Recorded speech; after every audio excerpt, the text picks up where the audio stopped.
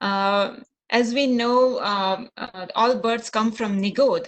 How can a Nigod Jeev do any karma, good or bad, and can it affect our future lives? Yeah.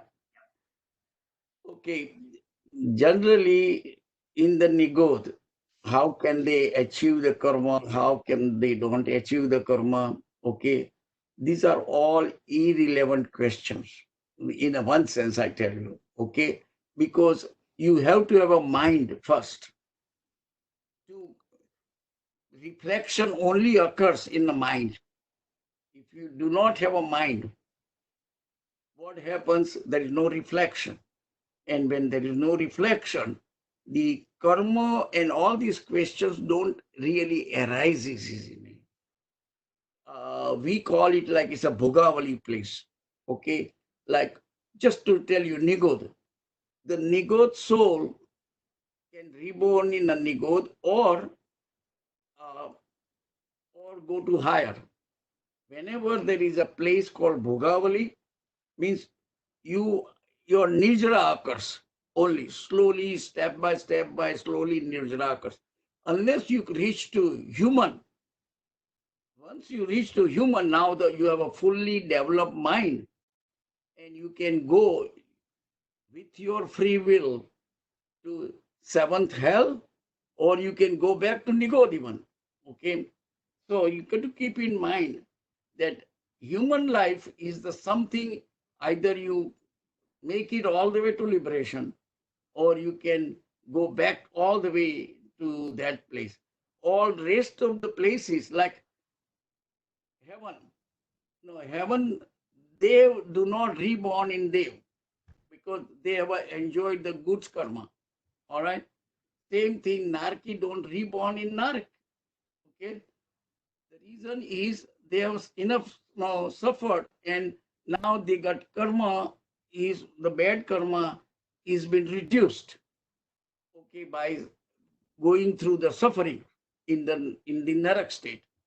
All right, is the human life and animal life in a sense to some extent, because animal has to some degree mind exists with them. Okay, and that is the reason no they can go up and down in a sense. Okay, but I think we should this workshop, what I want to do where we are, and we want to learn that one. Now, really, who cares? Nigod will be reborn, that Nigod or not. It's not going to help you anything for me to become more spiritual person. Our intention, is it a prayojan bhut? No, does it going to help me? My spirituality, if answer is one way for Nigod or answer is other way for the Nigod, then the person will say, I'm just curious about it. That's you are wasting your time and everybody else's time you are wasting it. You see what I'm if something which is meaningful, okay, that I can improve my spirituality, that's the only human life. And instead of no wandering our mind no from here to here to here, uh, it is not going to help. There are so many examples occur in Buddhist literature, like no this kind of the thing, and like somebody comes to Buddha and ask him, "Sir, I have a burning questions in my life. I'm dying to get the answer, and I've been walking 4 days, day and night, to get the answer. I come over here, okay."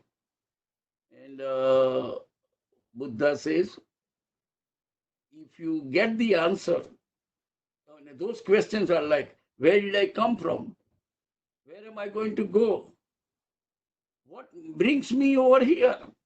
No, no, all these question has in reality no value. Okay, somebody answers you. Okay, you came from here. Or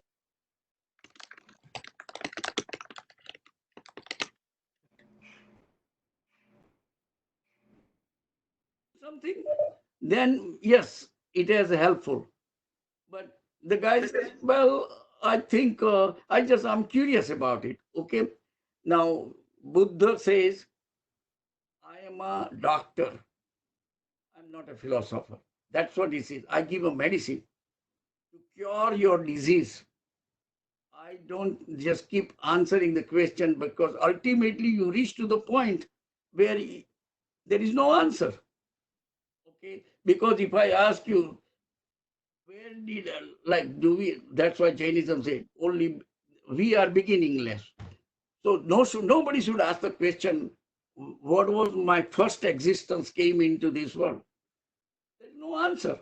Okay. And it is that even if there is an answer, it's not going to help you. All right. Be practical. Okay. Okay. Whatever I ask the question should be such that my life will be improved. More spiritually becomes. Because that purpose, if that is in the mind, and before you even ask the question, because otherwise there will not be any end to the question, and there are not satisfactory answer that will satisfy to everybody. Those kind of the questions I'm trying to tell. Okay. All right.